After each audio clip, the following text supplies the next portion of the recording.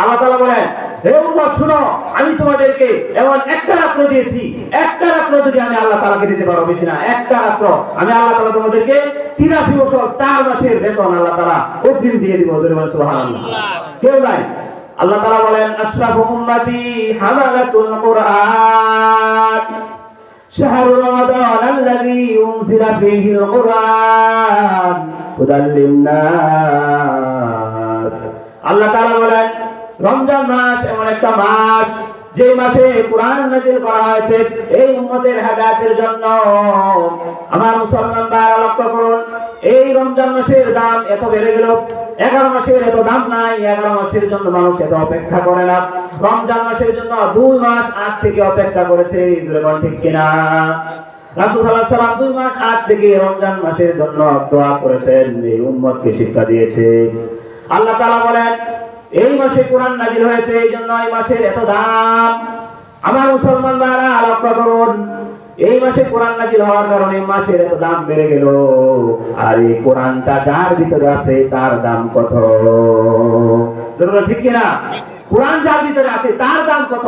আশরাফু উম্মতি হামালাতুল কুরআন। এই কোরআনকে যারা বহন করেছে, কোরআনকে যারা হেফাজত করেছে, কোরআনকে যারা মুখস্থ করেছে, সূরা ইয়াসিন যার অন্তরে ঢুকাইছে, তার দাম সবচেয়ে বেশি। সুবহানাল্লাহ।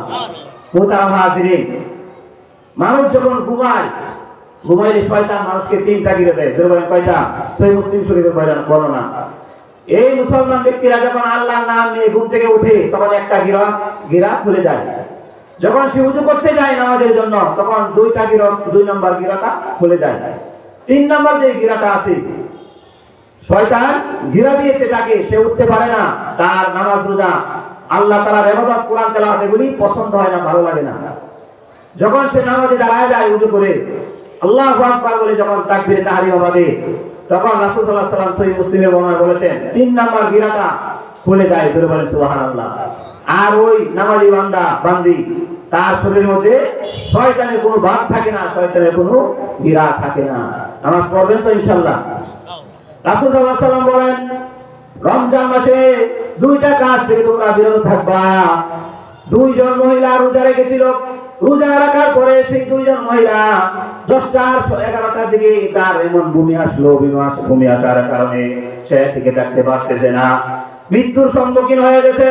সাহাবীদের কাছে যখন সাহাবীরা নবীকে খবর পাঠালেন, নবী গো, অমুক 2 জন মহিলা এমন অবস্থা হয়ে গেছে, তারা অস্থির হয়ে গেছে, বমি ভাব হচ্ছে। নবীজি বললেন, এই পাত্রটা নিয়ে দাও। এই পাত্রের মধ্যে ওই 2 মহিলাকে বলবা বমি করার জন্য। 2 জন মহিলাকে পাত্র দেওয়ার পরে তারা বমি করলো। বমি করার পরে পাত্রের মধ্যে একজন মহিলার মুখ থেকে গোশতের টুকরা বের হলো, আর একজন মহিলা যে বমি করেছে রক্তের টুকরা বের হয়েছে। সাহাবীরা আশ্চর্যান্বিত হয়ে গেল। নবীজিকে জিজ্ঞাসা করলেন, ইয়া রাসূলুল্লাহ, ইয়া হাবিবাল্লাহ, নবী গো, আমরা বুঝতে পারলাম না এই মহিলার গলা থেকে কেন বমি করলো, গোশতের টুকরা কেন বের হলো। নবীজি বললেন, সেই মহিলা যখন সেহরি খেয়েছিল, হারাম খাদ্য খেয়েছিল, হারাম গোশত খেয়েছিল। সাহাবীরা বললেন, এটা আবার কিভাবে বুঝতে পারলাম না। নবীজি বললেন, সাহাবীরা রে, এই 2 জন মহিলা রমজানের সেহরি খাওয়ার পরে যখন সকালে ঘুম থেকে উঠেছে, মানুষের গীবত করেছে।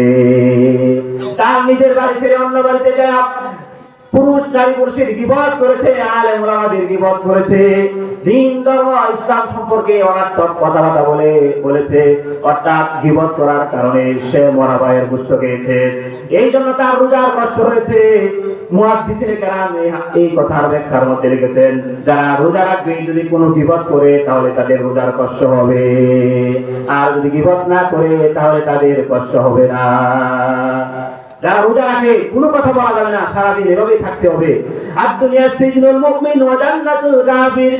নবীজি বলেন, সাহাবীরা রে, ও আমার উম্মতেরা, একটা মাস তো মানুষ জেল খাটে, একটা মাসকে তুমি কষ্ট করতে পারবা না।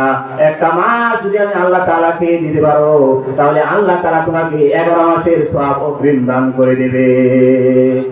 সুবহানাল্লাহ। আল্লাহ তাআলা বলেন সূরা আল ইমরান 133 নম্বর আয়াতে আল্লাহ বলেন, ওয়াসারিউ ইলা মাগফিরাতিন মির রাব্বিকুম ওয়া জান্নাতিন আরদুহাস সামাওয়াতু ওয়াল আরদ উইদ্দাত লিল মুত্তাকিন।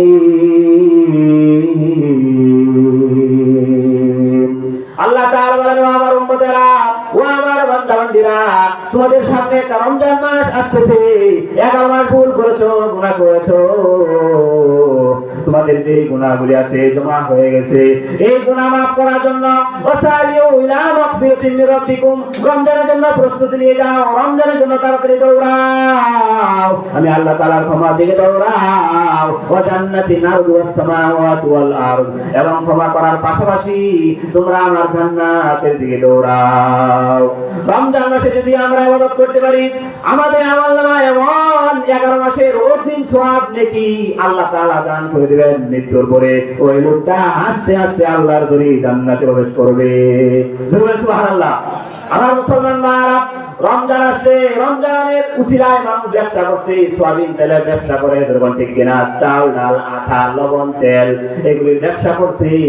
আমাদের রমজান দিয়া ইহুদিয়া খ্রিস্টানেরা বেঈমানেরা ব্যবসা করছে, কিন্তু আমরা রমজান এসেছে কিন্তু মুসল্লি বাড়ে নাই, রোজাদার বাড়ে নাই, আল্লাহ বাড়ে নাই, মুত্তাকি পরহেজগার এগুলি বাড়ে নাই। আমাদের দুঃখ আর আফসোস আর আক্ষেপ। আমার মুসলমান ভাইরা, রমজান আল্লাহ তাআলা দিয়েছে সাজগোজ করার জন্য নয়, ছেলে মেয়েদেরকে সুন্দর সুন্দর পোশাক কিনে দেওয়ার জন্য নয়। রমজান মাস আল্লাহ দিয়েছে মুত্তাকিন হওয়ার জন্য। আল্লাহ তাআলা বলেন পরহেজগার হওয়ার জন্য, আল্লাহর প্রিয় বান্দা বান্দি হওয়ার জন্য রমজান মাস দিয়েছে। এই জন্য আলী রাদিয়াল্লাহু তাআলা বলেন, লাইসাল জামালু বিআসওয়াবিন তুসাইয়িনুহা, ইন্নাল জামালা জামালুল ইলমি ওয়াল আদাবি। চেহারা সুন্দর, আসলে সৌন্দর্য নয়। আজকে অনেকে বড় বড় মেয়েরা আছে, সন্তান আছে, তাদেরকে রোজা রাখতে দেয় না, শরীর স্বাস্থ্য নষ্ট হয়ে যাবে, চেহারা মলিন হয়ে যাবে। আরে ভাই, চেহারা সুন্দর করার জন্য তো আল্লাহ রমজান দেয় না, জরুরি ঠিক কিনা? বুট চেয়াসুর মুড়ি কেনার জন্য, স্টক করে রাখার জন্য, জমা করে রাখার জন্য, আগের থেকে 1 মাস আগ থেকে এগুলি জমা করে রাখার জন্য আল্লাহ তাআলা রমজান দেয় নাই। রমজান আল্লাহ তাআলা দিয়েছে মুত্তাকিন হওয়ার জন্য, আল্লাহর প্রিয় পাত্র হওয়ার জন্য, প্রিয় বান্দা বান্দি হওয়ার জন্য। আমার মুসলমান ভাইরা, আল্লাহ পাক রব্বুল আলামিন বলেন, এই পৃথিবীতে এমন কোন মানুষ নাই যে মানুষ তোমাদেরকে 1 রাত্র ডিউটি করলে, আল্লাহ তাআলা তোমাদেরকে 1 রাত্র ডিউটি করলে 1 মাসের বেতন দিবে এমন কেউ নাই, 1 বছরের বেতন দিয়ে দিবে এমন কেউ নাই। কিন্তু আমি আল্লাহ তাআলা তোমাদেরকে 1 রাত্র ডিউটি করার কারণে 83 বছর 4 মাসের ইবাদত আমি আল্লাহ তাআলা তোমাদেরকে দান করে দেব। সুবহানাল্লাহ। এই জন্য আল্লাহ তাআলার কাছে দোয়া করতে হবে, আতিনা ফি দারে দুনিয়া না হাসান, আতিনা ফি দারে দুনিয়া না হাসান, আতিনা ফি দারে উকবা না হাসান, আউলিয়ারা সারে উকবা ইখতিয়ার, জাহেলারা সারে দুনিয়া ইখতিয়ার, মাইলে মুমিন সুয়ে মুমিন মিশাওয়ার, মাইলে কাফির সুয়ে কাফির মিশাওয়ার। ওই নবীর উম্মতের দল, আলেমদের কথা শোনো, আলেমদের কথা শুনিয়া তোমাদের অন্তরকে পাকাপোক্ত করো। অন্তরের মধ্যে 11 মাসে গুনাহ করতে করতে তোমাদের অন্তরটা কালো ছাই হয়ে গেছে।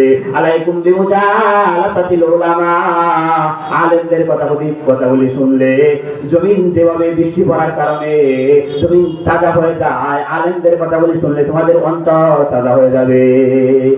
সুবহানাল্লাহ। আমরা আলেমদের কথা শুনবো তো ইনশাআল্লাহ। আমি আমার আলোচনা এখানে শেষ করে দিচ্ছি।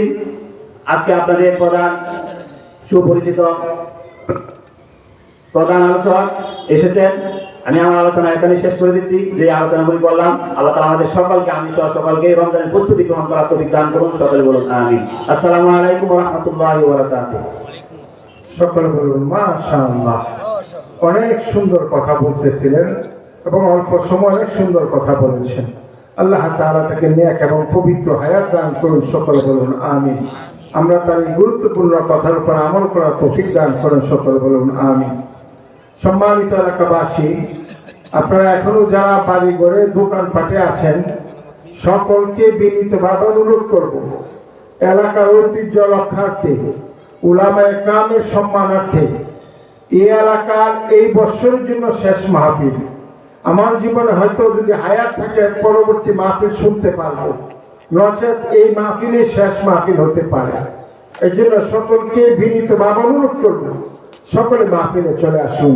এখন আপনাদের সামনে গুরুত্বপূর্ণ বয়ান পেশ করবেন প্রখ্যাত আলেম দ্বীন, বিশিষ্ট ইসলামী চিন্তাবিদ, আলহাজ হযরত মাওলানা কারি আতাউর রহমান নুমানি সাহেব হাফিজাহুল্লাহ, সহকারী অধ্যাপক বারাবর আলী মাদ্রাসা। হযরতকে তার গুরুত্বপূর্ণ বয়ান পেশ করার জন্য